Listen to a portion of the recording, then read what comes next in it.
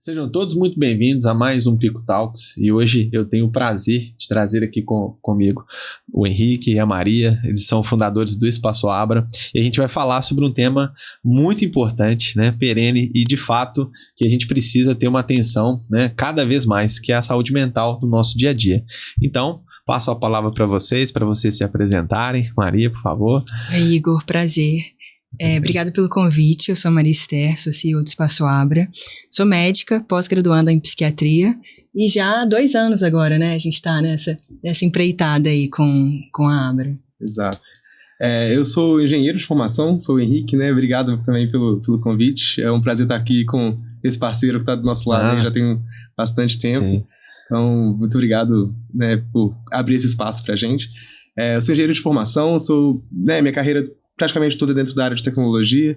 Há 2 anos agora à frente do Espaço Abra junto com a Maria. Olho principalmente para a parte de tecnologia e processos, expansão para novos produtos, novos negócios. Então a gente fica bastante nessa frente de construção de produtos juntos. Bom, eu acho que vai ser interessantíssimo a gente trocar essa ideia aqui. Eu tenho aprendido muito com a Maria e com a Abra, né, ao longo desse tempo que a gente tá por aqui, com você também, né, em gestão de tráfego pago, em gestão de mídias sociais. Então é um prazer estar aqui com você. A gente que agradece. Então, pessoal, primeiro eu quero que vocês contem um pouquinho, né, como que nasceu a ideia do Espaço Abra, né, do porquê ali, qual foi o propósito inicial que juntou, né, uniu vocês, o time de vocês, para dar vida ali ao Espaço Abra. A Abra, eu acho que sempre que eu vou falar disso, eu gosto de contar um pouquinho da minha trajetória, né? E eu formei no auge da pandemia, então tava aquele caos generalizado. E aí o meu primeiro emprego como médica foi numa empresa grande, né? Muito grande, numa mineradora, e já no formato de telemedicina. Então eu entrei para monitorar os casos de Covid nessa empresa. Então era uma multinacional. E eu entrei nesse formato de telemedicina e eu acho que é ali que eu percebi, opa, esse negócio de telemedicina funciona mesmo, né? Então, assim, a gente consegue prestar uma assistência de muita qualidade para o paciente. E aí isso ficou na minha cabeça. 1 ano depois eu saí e fui fazer minha formação em psiquiatria na UERJ, no Rio de Janeiro, e juntando essas duas coisas, né? Porque quando a gente olha para a psiquiatria dentro da medicina, é a especialidade que mais permite esse cuidado de uma maneira online, de uma maneira remota, porque é muito mais sobre a fala, sobre escutar o paciente, mais do que chegar lá e fazer um exame físico. Então, unindo essas duas coisas, e começando a trabalhar também, né, começando a atender os pacientes, e percebi uma lacuna no mercado muito grande, de fato, né, que era o paciente chegava querendo ser ouvido, né, querendo ser acolhido de alguma maneira, e muitas vezes ele se deparava com uma consulta de 10 minutos. Né? E essa reclamação de, nossa, o médico nem olhou pra mim. Quem dera a gente conseguisse resolver nossa vida em 10 minutos, Exato. Né? Ainda mais na psiquiatria, Sim. né? Porque assim, você tem que se sentir muito confortável para falar sobre as suas questões, sobre o que você está sentindo. 5 minutos mal é uma apresentação, né? Mal você fala de você. Então, essa falta, tanto para o plano de saúde, que eram essas consultas ultra rápidas, quando a gente olha para o SUS, né? Um tempo de espera de 3, 6 meses, que é impraticável na psiquiatria. E para as consultas particulares, um ticket médio muito alto. Então, assim, facilmente em grandes centros, as consultas chegam a R$1.000, a R$800. Então, uma parcela muito grande da população que não tinha acesso a isso. Sim. Né? E mesmo depois, eu acho que quando a pessoa passava por todas essas dificuldades e estava ali, conseguia estar de frente com o profissional, muitas vezes uma falha mesmo do paciente de alguma maneira ainda não se sentir ouvido, né? E aí os pacientes vinham para mim com exatamente essa fala de, nossa, eu fui no outro profissional e não teve o match. E eu, gente, mas o que é esse match que eles estão falando, né? O que é isso?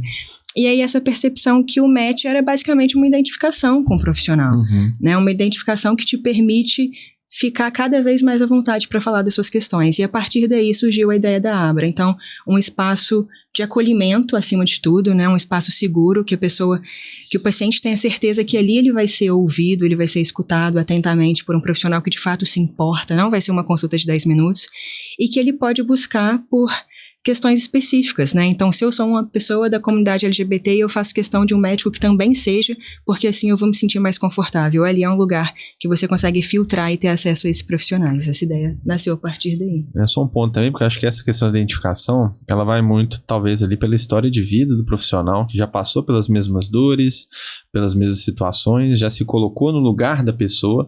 Então, o entendimento, a própria experiência ali de vida vai ajudar a conectar pontos, às vezes trazer uma ponte mais próxima ali do que a pessoa realmente precisa, né? Com então, certeza. Isso é um diferencial muito importante, né? Eu tava até falando com o Henrique, né, vindo pra cá, foi ontem atendi uma paciente pela Abra, e ela tava assim, né, um pouco desconfortável ao longo da consulta, e até que no final da consulta, ela se abriu e falou que ela tinha terminado há uma semana um namoro com uma mulher, né, e ela colocou que ela tinha uma questão com isso, assim, ela não se sentia tão confortável para falar abertamente sobre a sexualidade dela. E aí eu falei, olha, eu também sou uma mulher lésbica, né? Então, assim, quando eu falei isso, eu percebi, ela abriu um sorrisão, então parece que saiu um peso dos ombros dela, né? Porque realmente eu acho que existem espaços que você se sente muito mais confortável, inegavelmente. Sim. E é óbvio que isso vai afetar no tratamento e como que isso, né, acontece. E ela esperou, né, o final da consulta ali pra se abrir, né? Não é pra você ver, né? E foi interessante que essa paciente específica, ela nem tinha usado o filtro de busca, assim, foi sorte.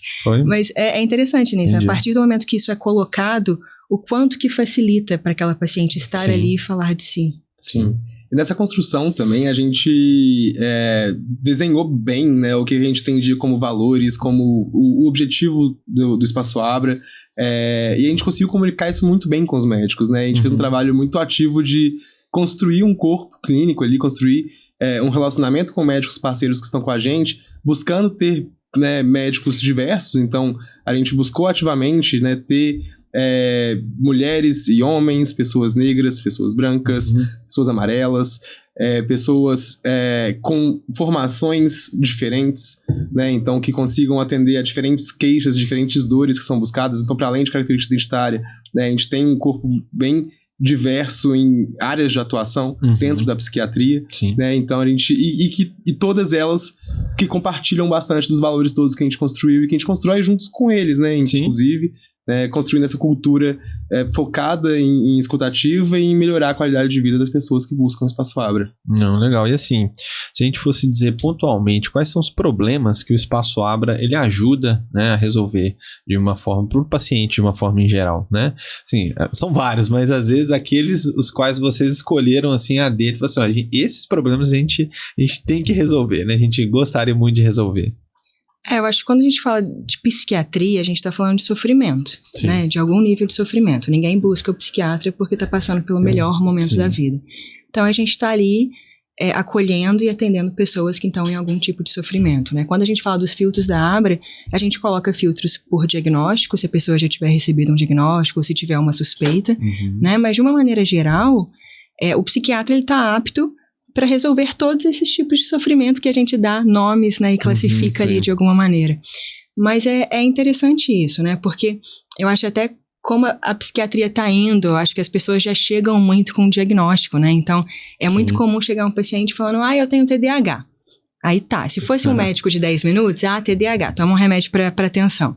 Mas aí quando você tá ali com o médico que está disposto a te escutar e entender, mas por quê?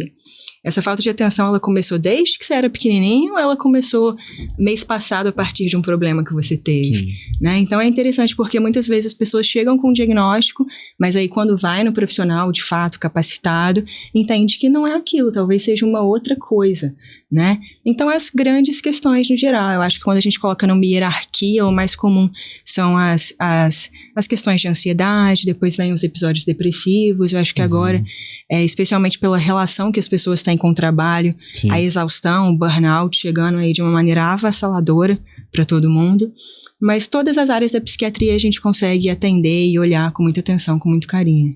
Essa é uma pergunta que eu acho muito interessante, o time inclusive é muito bom também. Eu conheci a psiquiatria muito pela Maria, né? Quando a Maria me buscou para construir o projeto junto, eu fui entendendo e aprendendo sobre o que é a psiquiatria e como ela consegue ajudar ao longo da construção da Abra. Legal.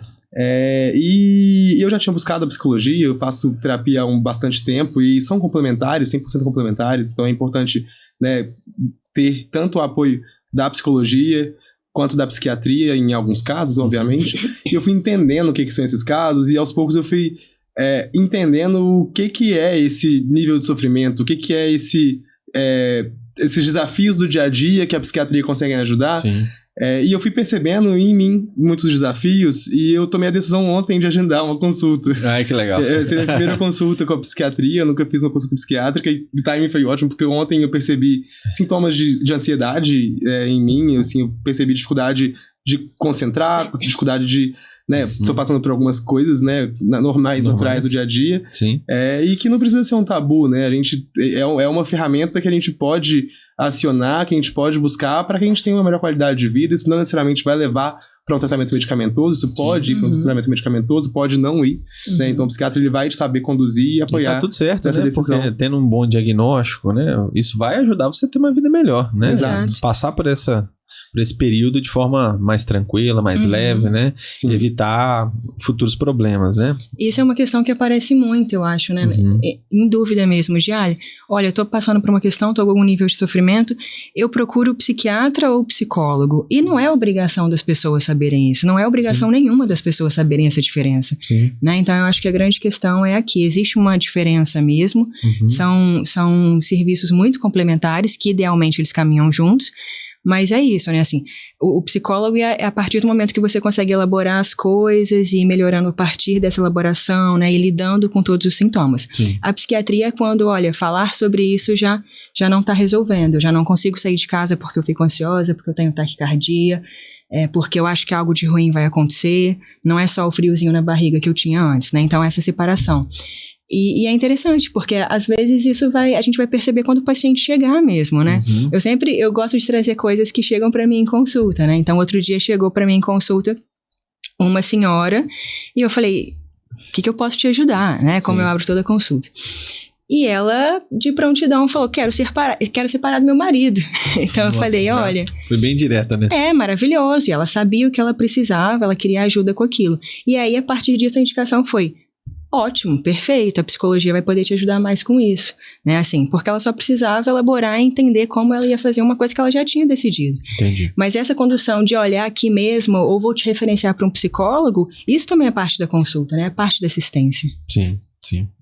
E assim, qual que é o diferencial hoje do Espaço Abra né, como plataforma em relação a outros serviços de saúde, às vezes o fato de ser online mesmo?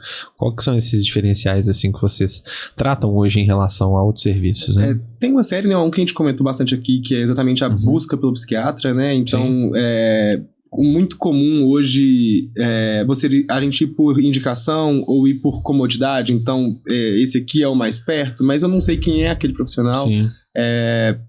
Acaba que no plano de saúde como um todo, né, a gente percebe que existe um tempo muito grande entre o momento que eu decido agendar a consulta e o momento que eu de fato consigo fazer aquela consulta, né? A gente vê que tem o plano de saúde trabalha com um volume muito, muito grande, né? E por isso acaba que as consultas talvez fiquem um pouco mais rápidas, talvez seja mais difícil de conseguir agendar um horário, de conseguir manter um tratamento com um profissional específico. Então, na Abra a gente soluciona todos esses fatores, né? Então, na Abra a gente tem hoje um médico disponível para te atender no dia, se você quiser fazer o agendamento. Não é um serviço de emergência, é um serviço de consulta, né? E ela é agendada, mas ela, dentro do mesmo dia você consegue achar um horário disponível de algum dos nossos médicos. Legal. Você consegue ver o perfil do nosso médico, então o médico ele escreve um pouco sobre quem ele é, né? Então, quando você entra na página do médico, para além da formação acadêmica, tem também quem é aquela pessoa, né? Como mais ela pessoal, se apresenta. né? Sim. Exato. Que entra um pouco na conexão que você falou, Sim. né? Exato. A pessoa vai se sentir ali, né? Representada mesmo. Exato, Exatamente. porque é isso, eu tô procurando um psiquiatra pra mim, pra eu me abrir, mas quem que é essa pessoa, né, assim, Sim. tá, que adianta eu saber que ele fez USP e depois fez a residência em outro lugar? Talvez nada, talvez eu queira conhecer um pouquinho sobre ele antes, né, então eu acho que a grande palavra da Abra, o grande diferencial na assistência é esse acolhimento. é transformar a consulta e a identificação em algo mais pessoal, em algo mais genuíno. Não fast food que vai lá, faço, não me olha coisa e padronizada que não se encaixa para a grande maioria dos casos, né? Mas Exato. As pessoas acabam aderindo, né?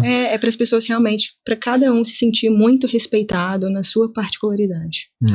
Um ponto, assim, se vocês me permitem, que eu acho que é um grande diferencial de vocês, é a acessibilidade em vários aspectos, né? Só o fato de ser online, a gente já amplifica isso, né, milhões de vezes, né? Então, às vezes é uma pessoa lá do extremo norte do país ou do extremo sul do país que, às vezes até tem perto ali, mas o fato de às vezes está ali na região dela, ela não quer passar ali, não quer procurar aquele lugar por uma vergonha, por alguma coisa, ela, né, o Espaço Abra, de fato, abre portas ali para que aquela pessoa tenha, né, esse cuidado, Sim. que é muito importante. Assim como a gente cuida da nossa saúde, né, do cardio, cuida de outras coisas, a nossa mente a gente precisa também, né, de cuidados tão especiais quanto, né? Sim, exato. Legal. E como vocês enxergam a evolução da saúde mental no Brasil como um todo, né?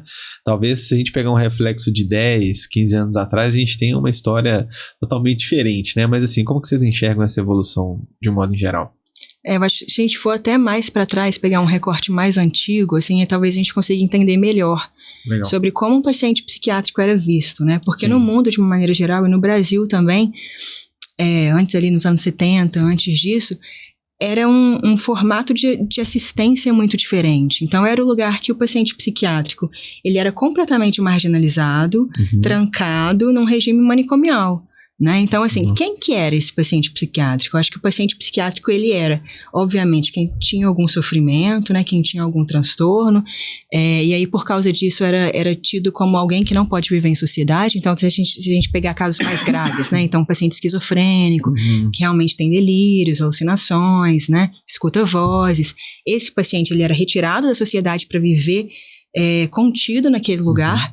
Só que esse espaço manicomial, ele também era um lugar de segregação cultural, né? Então, assim, ao mesmo tempo que tinha esse paciente psiquiátrico grave, tinha quem não era bem quisto na sociedade, né? Então, tinha a mulher que traiu o marido e o marido falou que ela tinha alguma questão e simplesmente jogou ela lá. Tinha a pessoa da comunidade LGBT que não era aceita na comunidade e a família mandou para lá. Então, mais que um espaço de assistência, era um espaço de controle, né, nesse regime manicomial.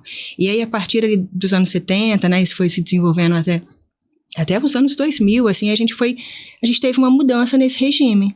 Então, a gente parou de dar essa assistência, que era muito mais um controle desse lugar fechado, e começou a trazer esse paciente de volta para o convívio de sociedade. Então, né, de como que o SUS se organiza nisso, agora não é mais um hospital, um manicômio fechado, agora a gente vai criar uma rede de assistência para essa pessoa e ela vai viver em comunidade e e ter essa assistência ao longo dessa rede, né? Então, foi uma em reintrodução dessa pessoa no convívio, né, na humanidade de uma maneira geral. E aí isso não é só um regime de assistência, isso fala culturalmente como que a gente olha para essa pessoa, como que a gente olha para o paciente psiquiátrico. E aí todos os tabus que vêm com isso também, né? Então, assim, a gente vem quebrando esses tabus lentamente, e aí eu entendo a pandemia como um divisor de águas, porque antes da pandemia, eu acho que a gente ainda falava de psiquiatria, não era tão palpável assim. Então, psiquiatria era, não sei, talvez um primo distante que passou por um episódio depressivo. Eu acho que a pandemia foi um momento de sofrimento tão grande, tão intenso, né? Tão intenso, que se a pessoa que sofreu não foi você, com certeza foi alguém da sua casa, né? E aí, obviamente, que em níveis de sofrimento, talvez não tenha precisado procurar um profissional, mas eu te garanto que se não foi você, alguém na sua casa ficou extremamente ansioso. Me colocando no lugar, eu lembro até hoje na pandemia, o fechamento, o lockdown aqui em Belo Horizonte foi acho que 17, 18 de março ali, né? Assim, eu tava tranquilo, né, mentalmente na época, tudo certo, mas eu lembro do desespero. Eu tava em São Paulo num curso e anunciaram um lockdown aqui em Belo Horizonte, e assim, na minha cabeça virou um turbilhão de sentimentos, de medo, de eu querendo ir embora. Eu tinha voo às 10 horas da noite no dia, eu já tava pensando em alugar um carro e ir embora de carro, porque eu não queria contar. Então, assim, agora imagina para uma pessoa que já estava ali em sofrimento, né, tendo dificuldade de entender seus sentimentos, né, o momento, como que foi para essa pessoa, né? Então, você falou na pandemia, me veio à mente, me coloquei no lugar ali. Então, se foi ruim para mim, então imagina assim, né? Para as pessoas que precisavam desse tipo de assistência. Né? Eu acho que até para quem não precisava, assim, independente se procurou assistência ou não, por exemplo, você está contando que você ficou extremamente ansioso. Eu, na pandemia, tinha acabado de me formar, na época ainda estava morando com os meus pais, meu pai 70 anos, então eu dava plantão no hospital, chegava em casa morrendo de medo de estar com alguma coisa, com vírus, passar pro meu pai, e aí demorava para dormir. Então, assim, independente de procurei assistência ou não, eu acho que a partir da pandemia ficou mais palpável para as pessoas o que é sofrimento. Sim, né? Identificar isso nela mesma ali, né? E de alguma maneira normalizar isso, né? Então, eu acho que a pandemia foi um divisor de águas, assim, sobre como a gente fala, sobre como a gente entende saúde mental e quem é esse paciente psiquiátrico. Para além da pandemia, acho que tem outros movimentos no Brasil. Acho que a gente começou a tratar muito tema de diversidade e inclusão, que foge de apenas, né, a luta racial ou de orientação sexual e identidade de gênero, mas dentro desse guarda-chuva de diversidade e inclusão entra também o capacitismo, que, né, a luta anticapacitista, né, a gente quebrar o paradigma com pessoas com deficiência, e aí nesse lugar a gente começar a entender os neurodivergentes, as pessoas neurodivergentes, trazer elas para tirá-las da margem e trazê-las para a sociedade, acolhê-las e trazê-las para perto. Então, quebrando bastante do que a Maria tinha trazido também. Então, hoje a gente tem inúmeras pessoas, né, tanto pessoas com deficiência que falam sobre elas mesmas, expõem o dia a dia, expõem como é a vida e como ela pode ser uma vida normal, né, e inúmeros conteúdos disponíveis pela internet. A gente tem sinalizações, a gente vê hoje em dia, a gente vai no shopping e a gente vê vagas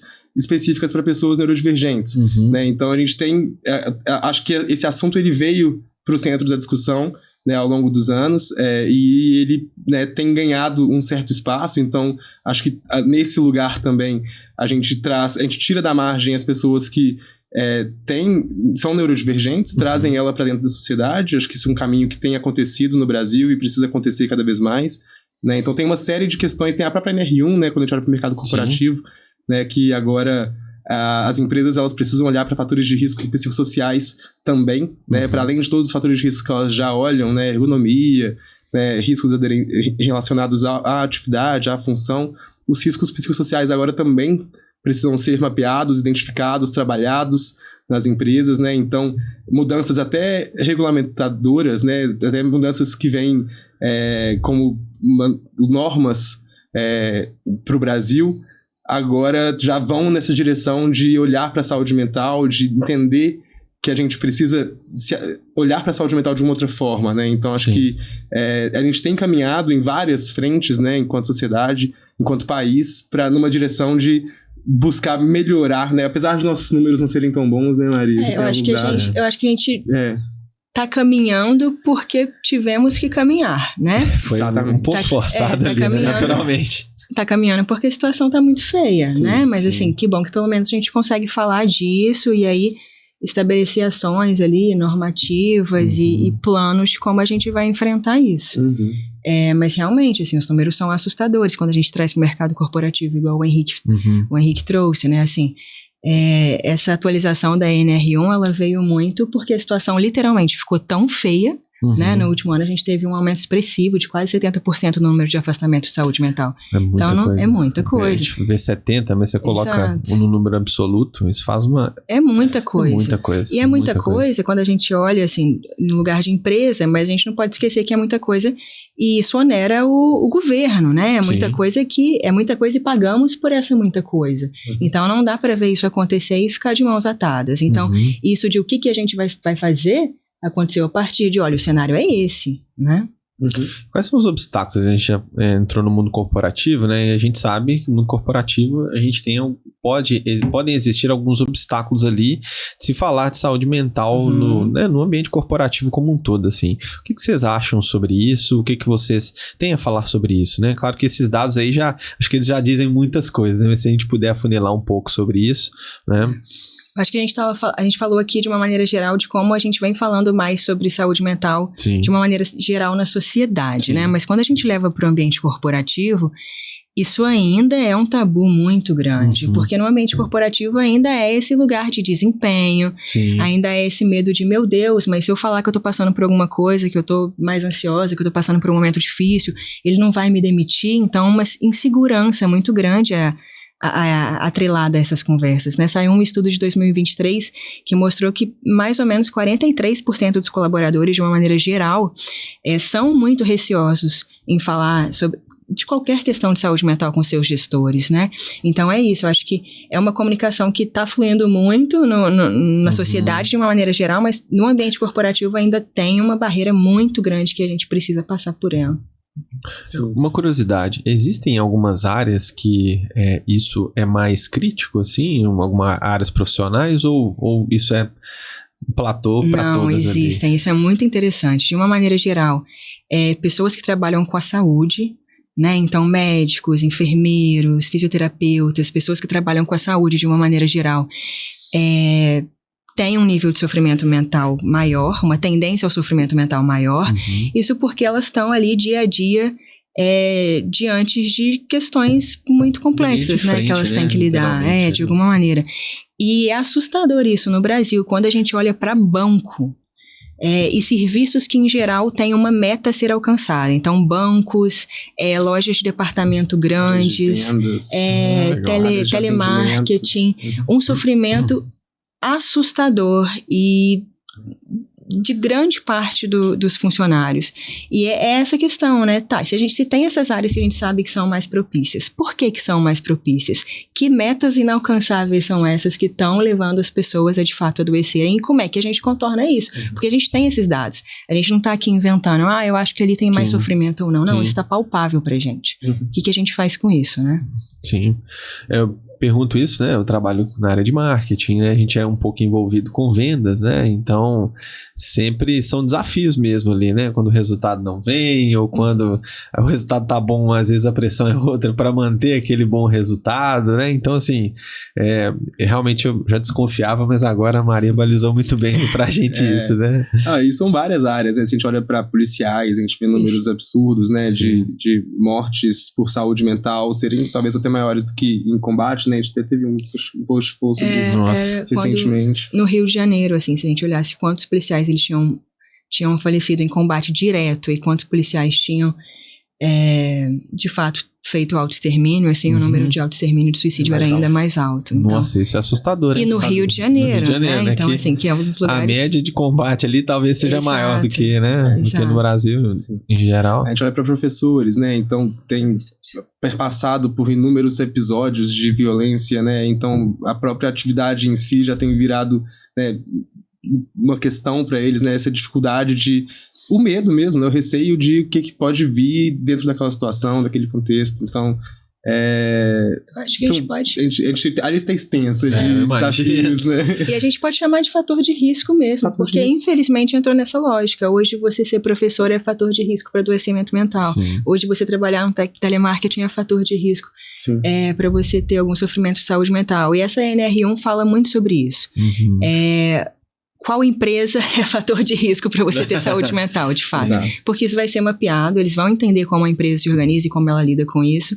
E se você for uma empresa que é fator de risco para a saúde mental, isso vai ser colocado no registro da sua empresa. Sim. Você tem que colocar no seu PGR, você vai ter que ter gestão desses riscos, né? Então, isso é uma novidade, né? Iria ser obrigatório agora em maio desse ano, a obrigatoriedade passou para maio do próximo ano, mas as empresas já têm começado a se organizar. A gente percebe que a oferta de psicologia dentro das empresas já tem amadurecido, né? Mas a psiquiatria ainda está muito fora da conversa dentro do corporativo, né? A gente não vê ali a área da medicina do trabalho, a área da saúde ocupacional, a área de recursos humanos olharem, né, terem uma proximidade com a psiquiatria, né? A gente vê pouquíssimo esse serviço, inclusive a gente está trazendo esse serviço agora, né? A gente está trazendo uma oferta para empresas para levar o serviço da psiquiatria para o ambiente corporativo. Então a gente está construindo esse produto, levando esse produto para o mercado por agora, até uma novidade, não sei, Maria, se quiser compartilhar um pouquinho mais sobre essa oferta. E eles sentem falta disso, a empresa também, né? Porque quando a gente fala de oferecer psiquiatria, num primeiro momento, isso aparece como, vamos oferecer a possibilidade da assistência, a possibilidade desse cuidado, da consulta para os colaboradores. Mas é muito mais do que isso, né? Porque quando a gente olha para o contexto corporativo de empresa, as grandes empresas hoje, elas têm uma equipe médica, né, própria, que são os médicos do trabalho. Não são psiquiatras, não são cardiologistas, são os médicos do trabalho. Mas, de alguma maneira, os médicos do trabalho, eles fazem o acompanhamento desses pacientes. E aí, quando a gente, né, cruza isso com aqueles dados que a gente mostrou aqui, os pacientes que estão sendo afastados por saúde mental. Sim. Então, esse médico do trabalho, ele tem uma dificuldade de lidar com isso, com essas condutas, porque ele não é especialista, ele não é psiquiatra. Então, quando a gente fala da Abra para o B2B, né, para a Abra atendendo essas empresas, não é só oferecer a Abra como benefício de consulta, é oferecer a Abra como um parceiro para a equipe médica daquela empresa. Então, olha, se tem um colaborador em sofrimento, eu vou prestar o melhor atendimento possível, e aí quando ele, por exemplo, se afastou por uma semana, ao invés de chegar um atestado para mim, para a empresa, né? Que ele não sabe quem é o psiquiatra, não sabe quem atendeu, não sabe se é confiável ou não, você vai saber que ele está bem assistido, né? Quando estiver no momento de reintegrar esse colaborador no trabalho, eu vou ajudar olha, realmente aqui não é muito bom ele ser alocado, a gente pode trabalhar melhor nessa área. Então é para o bem-estar de uma maneira geral do colaborador e para como esse colaborador vai voltar para a empresa, vai continuar, vai estar bem ali, vai estar produzindo, vai estar no melhor possível, né? Porque é até interessante, a gente recebeu, isso acontece muito, né? Uma paciente que foi atendida por uma das nossas médicas e aí deu um atestado e a empresa entrou em contato com a médica falando, mas que atestado é esse? A colaboradora nunca apresentou esses sintomas e assim, não tem o que ser dito, não é assim que as coisas acontecem. O médico não vai chegar e vai contar para uma empresa que chegou do nada, isso não existe, né? Então assim, tem um sigilo médico que é de médico para médico. Então, como que a gente consegue prestar essa assistência respeitando o sigilo, respeitando a ética médica, sem ferir nenhum direito do paciente e ainda assim garantir o melhor atendimento, o melhor tratamento possível. E para além das consultas, assistência, né, a gente levar conhecimento e treinar gestores, treinar as áreas de recursos humanos, levar informação para a ponta, né? Então, a gente percebe que o gestor, nas minhas experiências, né, em empresas que eu vivi, eu tive colegas que, tiveram afastamentos por saúde mental, tiveram né, desafios relacionados à saúde mental, que o apoio de uma, né, empresa especializada em psiquiatria que pudesse orientar, trazer informações, tirar dúvidas mesmo, né, porque a gente, enquanto gestor, eu não tenho a preparação de médico, psiquiatra ou até psicólogo. Eu sou engenheiro de formação, mas eu faço gestão de equipe. E nessa gestão de equipe, eu preciso me atentar e saber conduzir uma liderança de pessoas, né? Ali dentro da liderança de pessoas tem tanto a minha própria solidão, né, enquanto gestor, e a necessidade de conversar, de entender, de procurar saber, de oferecer o melhor apoio possível enquanto líder, né? E ao mesmo tempo eu conseguir apoiar aquele colaborador, aquele colega, para que ele tenha uma melhor qualidade de vida e consiga, né, ter uma boa qualidade de vida e desempenhar bem o papel dele ali dentro, né? Então, acho que falta essa informação e a gente consegue levar apoio, né, para além da assistência direta em psiquiatria, consulta, em levar esse apoio de informação mesmo para quem faz parte da equipe, né, para quem lidera equipes. Porque a empresa como um todo, tanto os gestores quanto os funcionários, são altamente impactados, né, obviamente. E eu vejo isso muito até com o advento da pandemia. A pandemia veio, forçou naturalmente ali as pessoas a pensarem, algumas em sofrimento, outras não, mas a gente levou esse tema para o centro, né? E agora, com essa regulação, as empresas, elas serão obrigadas a olhar para isso ali com um olhar, não só assim, estou olhando para isso, vejo que isso está acontecendo, eu preciso tomar medidas, né, para que isso seja minimamente estruturado na minha empresa e poder hoje contar, por exemplo, com o Espaço Abra como uma solução para isso, realmente acho que vai ser um alento, porque com certeza muitas empresas não olham para isso, são negligentes nesse sentido, né? E acaba que quando elas vão olhar para isso, tendo uma solução dessa vai ajudar, né? Assim, 360. Assim, acho que talvez até ajude para, por exemplo, a empresa ofertar, né, o apoio em psicologia, em psiquiatria e o apoio em saúde mental para o colaborador e deixar isso claro e comunicar isso na vaga que está aberta, comunicar isso para os colaboradores que estão ali, talvez tire até aquele receio de retaliação que existe muito grande, né? De falar, olha, nossa, eu passei no psiquiatra, eu não quero que meu gestor saiba que eu passei no psiquiatra, eu não quero que a liderança, o RH saiba que eu passei no psiquiatra. A empresa comunicando que é uma oferta que a própria empresa traz para o colaborador, isso talvez tire um pouco esse tabu, sabe? E tem muitos incentivos para isso agora, né? A gente tem um selo de empresa promotora de saúde mental, que é altamente estimulado, né, por programas do governo. Então, acho que a gente está caminhando para um bom lugar disso, de muito incentivo mesmo, né? E é isso, assim, quando a gente fala da NR1 e do produto que a gente está criando na Abra, o que vai ser obrigatório a partir da NR1? Toda empresa vai ter que mapear risco psicossocial. E mapear risco psicossocial é muito diferente de, por exemplo, eu tenho uma empresa que tem um risco de ruído alto. Como é que eu mapeio ruído? Eu vou ver quantos decibéis tem o ruído, tá alto, não tá mais alto que pode, não tá, acabou. Quando a gente fala de risco psicossocial, não é assim, não é palpável, é muito mais... 2 mais 2 igual a 4, né? É muito mais subjetivo, a gente está falando sobre sofrimento, sobre entendimento de sofrimento, sobre a subjetividade de cada um. E ter uma equipe médica, com know-how médico, com know-how psiquiátrico, falando sobre sofrimento, é o selo ouro, né? Porque assim, por mais que seja um trabalho que a gente faz, obviamente, junto com a psicologia e que sejam serviços complementares, quem afasta o colaborador, quem assina lá o atestado, não é o psicólogo, é o médico, né? Então, ter por trás, ter uma consultoria, ter uma assistência desse know-how médico, que é quem afasta, que é quem, de fato, tá ali entendendo, enfrentar um problema na linha de frente, faz toda a diferença. Sim, perfeito. Só quero voltar num ponto aqui que eu acho que vale a pena a gente deixar para quem está nos assistindo, nos ouvindo, né? Se ainda existe algum preconceito ou resistência em relação a uma consulta, né, online, né? E como que, de fato, a gente consegue driblar isso, né? Nesse ponto, entendeu? Eu acho que a pandemia, mais uma vez, foi um divisor de águas, né? Acho que ali a gente começou a precisar da consulta online, né? E ela começou a ser possível próximo da pandemia, até, se não me engano, foi pouco antes que regulamentou a telemedicina no Brasil. E ela já tem cada vez mais difundida, né? Mas quando a gente fala especificamente de psiquiatria, existem especialidades médicas que talvez não seja possível, de fato, uma telemedicina, né? Então, a gente existem especialidades que você precisa do toque, você precisa de examinar o paciente presencialmente, né? A grande maioria, na verdade. Mas quando a gente vai para psiquiatria, é uma conversa a consulta, né?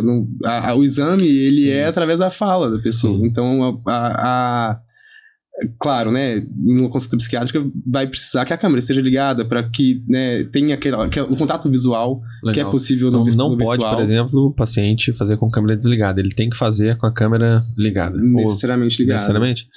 Ligada. Legal. Isso eu não sabia, às vezes parece ser uma curiosidade boba, né, mas faz toda a diferença, né? E é óbvio que são casos e casos. Então, por exemplo, se é um paciente que eu já acompanho, já é meu paciente regular, e aí um dia ele não tá se sentindo bem, tudo bem, acontece. Né? Mas numa primeira consulta... legal. Sim.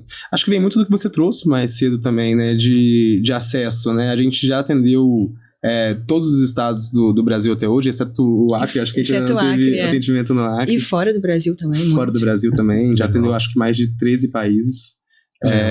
E para mais de 300 municípios também. Então, quando a gente olha para isso, para esse número de municípios, por exemplo, acho que me chama bastante atenção, porque existem muitas cidades que são menores, né? Então, provavelmente talvez não tenha oferta na cidade. E é interessante porque quando tem essas cidades menores, são caríssimos, porque tem um. E a lógica é inversa nesse caso, né? E tem grande chance de ser uma pessoa do convívio social, ou que você tenha o risco de encontrar em momentos que você está, né, fora de um lugar onde você gostaria de que alguém que teve acesso a essa vulnerabilidade sua esteja ali do seu lado, né? Então, é importante, principalmente para esses lugares, né?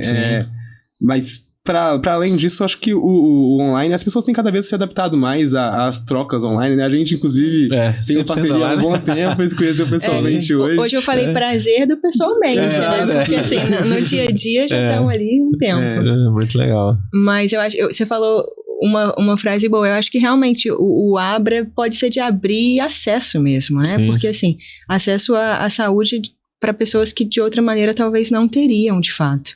Mas eu acho que existe um tabu sim ainda com algumas consultas, com consulta online, com a telemedicina, mas acho que de uma parcela muito pequena. Eu acho que, de uma maneira geral, a gente percebe mais isso em pessoas mais idosas ainda. Sim, né? Então, às vezes um paciente tecnológico seja um paciente que tem 80 difícil. anos, ele não vai ter tanta facilidade assim, até de entender o que é a plataforma, de como que a consulta acontece e tudo.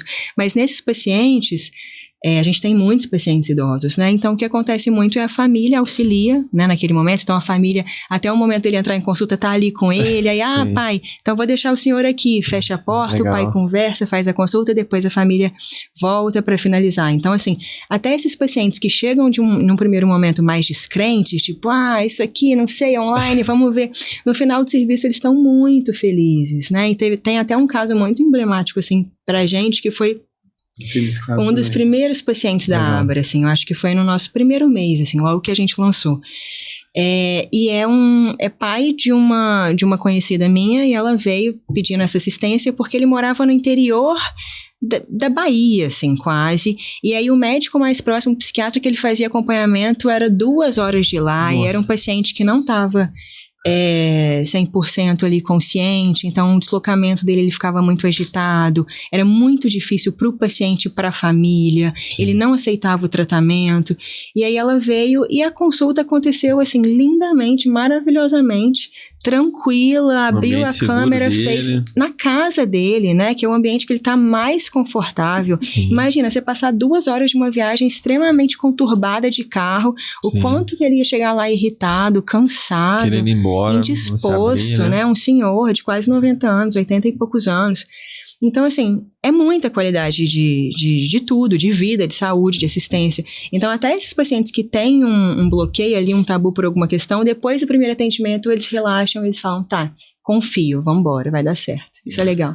Já tem casos medicamentosos também, né, que a receita, grande maioria delas, acho que para mais de 90% das receitas são todas online já, né? Então a gente consegue encaminhar. Legal. No momento, acabou a consulta, a receita já está com o paciente, né? Casos de receita física que também existe, né?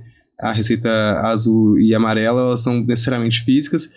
A gente tem o serviço de enviar gratuitamente pelo correio, então o paciente ele recebe em casa, né, no tempo do correio, né? Então talvez um pouquinho mais demorado do que se fosse no presencial, né? Mas chega com toda tranquilidade. A gente tem poucos desafios em relação a isso, então até nesse sentido, assim, o online ele é bem cômodo mesmo, né? E até essas receitas físicas, eu acho que a gente está caminhando para um caminho que vai ser digital em breve, assim, né? Como em outros países. Sim. Hoje qualquer consulta que você faz ali, tem um aplicativo, às vezes, do plano de saúde, ou às vezes um aplicativo que libera essa receita. Então, a gente já fica, talvez, livre ali da receita física, né? Dependendo do local. Só isso, estamos chegando, então, ao final da nossa conversa. Queria abrir para vocês aqui o espaço, caso vocês queiram trazer uma mensagem específica para quem está nos assistindo, ou quem vai nos assistir ou nos ouvir. Então, fiquem à vontade. A palavra é com vocês, tá? Para vocês trazerem essa mensagem aí.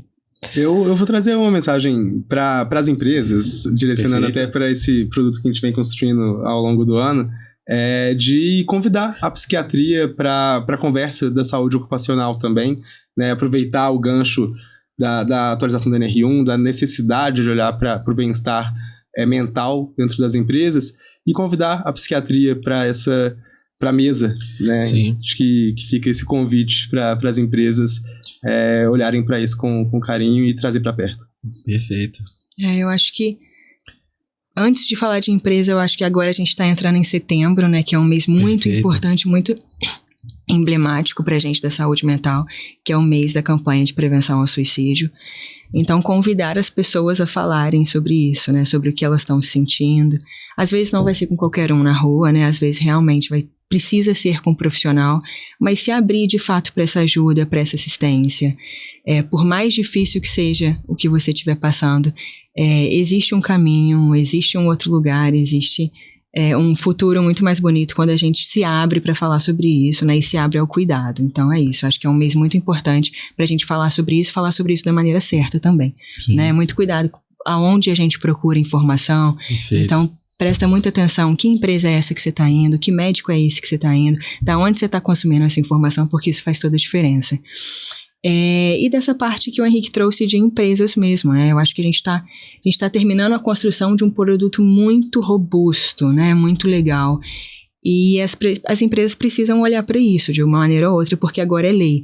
Então eu acho que o convite para as empresas não olhem para isso como uma obrigatoriedade, né? Olhem para isso como realmente um serviço de bem-estar, de promoção de saúde, e que vai te voltar em todos os aspectos, né? Vai te voltar na relação com o seu funcionário, vai te voltar no seu dia a dia, vai te voltar na produtividade, vai te voltar no custo que você tem na empresa com cada funcionário. Então, assim, não olha como obrigação, olha como investimento, que é o que de fato é estratégia. Só a gente olhar pra gente mesmo, quando a gente tá num dia bom, né? Tudo flui muito bem. Exato. Tudo tá tranquilo, né? Às vezes as dificuldades aparecem, mas a gente consegue lidar de uma forma mais leve, né? De uma forma mais consciente. E aparece, tá tudo bem aparecer, né? Se a gente estiver disposto a lidar com ela da maneira correta. Exatamente. E, né? Enfim, e o Setembro Amarelo, queria só trazer, né? Assim, vamos aproveitar que Setembro Amarelo é um mês onde todas as atenções são voltadas para isso, né? Mas outubro, novembro, dezembro, janeiro até, né? Vamos colocar a tarde amarela em todos os meses e ter esse cuidado, né? De estar sempre próximo e cuidar da nossa saúde mental, que é muito importante, né, pessoal? Então, muito obrigado, Henrique. Obrigado, Maria. Obrigada, agradeço Igor, vocês por essa conversa. E é isso, pessoal. Então, aqui na descrição tá o link do Espaço Abra, né? Tanto do site quanto das redes sociais. Fiquem à vontade para seguir e acompanhar. As empresas se atentem aí, porque, né, é mais do que necessário, né? E é isso, pessoal. Um abraço para vocês e até o próximo.